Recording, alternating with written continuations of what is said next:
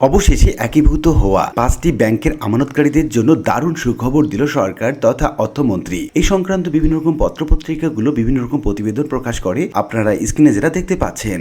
আজকে আমরা মূলত জানবো কালেকণ্ড পত্রিকার একটা প্রতিবেদন সম্পর্কে। প্রতিবেদনের শিরোনামে যেমনটি বলা হচ্ছে, একীভূত হওয়া 5টি ব্যাংকের আমানতকারীদের জন্য সুখবর দিল অর্থমন্ত্রী। তো কি বলা হচ্ছে মূলত এই সংবাদ প্রতিবেদনে, কি বলছেন অর্থমন্ত্রী, এই সংক্রান্ত বিস্তারিত তথ্য জানাবো আজকে ভিডিওতে। যেমনটি আমরা পত্রিকা দেখতে পাচ্ছি, বলা হচ্ছে একীভূত হওয়া 5টি সরিয়া ভিত্তিক ব্যাংকের আমানতকারীদের অর্থ ধাপে ধাপে ফেরত দেওয়া হবে বলে আশ্বস্ত করেছেন অর্থমন্ত্রী আমির খসরু মাহমুদ চৌধুরী। সোমবার 29 জুন জাতীয় সংসদে আগামী অর্থ বছরের প্রস্তাবিত বাজেট নিয়ে আলোচনায় এই কথা জানান তিনি।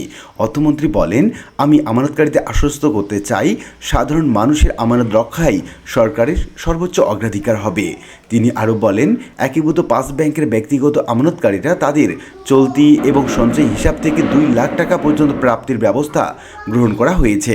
অবশিষ্ট অর্থ ধাপে ধাপে ফেরত দেওয়া হবে। অর্থমন্ত্রী আরও বলেন, ব্যাংক রেজুলেশন আইন 2026 এর ধারা 18(ক) বিষয়ে বিভিন্ন অংশীজনের মতামতের ভিত্তিতে সরকার এই ধারাটি অর্থাৎ 18(ক) ধারাটি বিলোপের সিদ্ধান্ত নিয়েছে।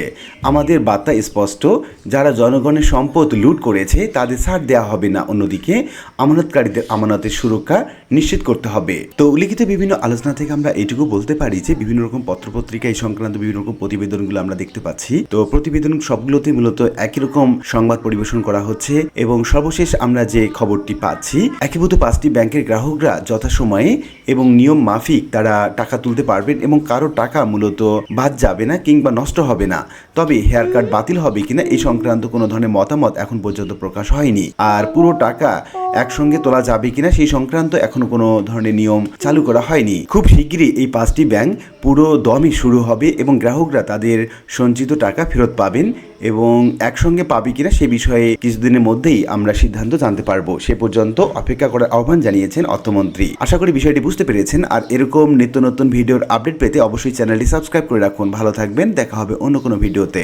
ধন্যবাদ।